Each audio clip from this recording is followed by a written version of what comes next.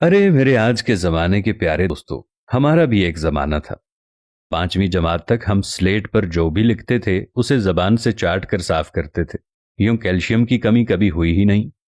पास या फेल सिर्फ यही मालूम होता था, क्योंकि फीसद से हम लाताल्लुक थे। ट्यूशन शर्मनाक बात थी। नालायक बच्चे उस्ताद की कारकर्दगी पर सवालिया निशान समझे जाते थे। किताबों में मोर का पंख रखने से हम ज़हीन और होशियार हो जाएंगे, ये हमारा एतकाद और भरोसा था। बैग में किताबें सलीके से रखना सुघड़पन और बासलाहियत होने का सबूत था। हर साल नई जमात की किताबों और कॉपियों पर कवर्स चढ़ाना एक सालाना तकरीब हुआ करती थी। वालिदैन हमारे तालीम के तईं ज्यादा फिक्रमंद नहीं हुआ करते थे, और ना ही हमारी तालीम उन पर कोई बोझ थी। साल हा साल हमारे वालिदैन हमारे स्कूल की तरफ रुख भी नहीं किया करते थे, क्योंकि हम में जहानत जो थी। स्कूल में मार खाते हुए या मुर्गा बने हुए हमारे दरमियान कभी अना यानी ईगो बीच में आने का सवाल ही पैदा नहीं हुआ। अना क्या होती है ये भी मालूम नहीं था। मार खाना हमारे रोजमर्रा जिंदगी की आम सी बात थी। मारने वाला और मार खाने वाला दोनों को एक दूसरे से कोई शिकायत नहीं हुआ करती थी। हम अपने वालिदैन से कभी ना कह सके कि हमें उनसे कितनी मोहब्बत है।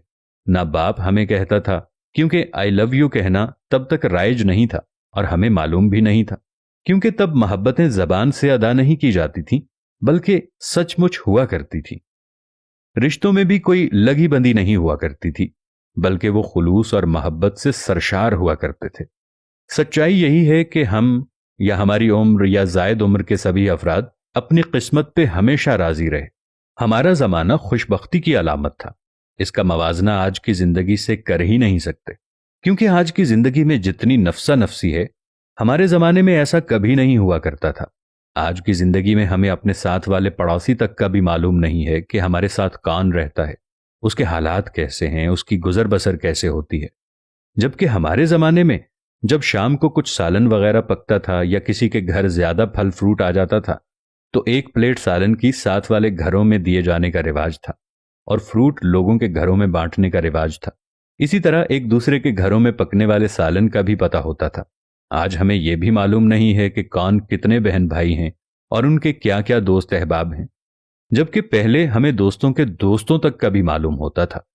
न जाने वो जमाना कहाँ चला गया।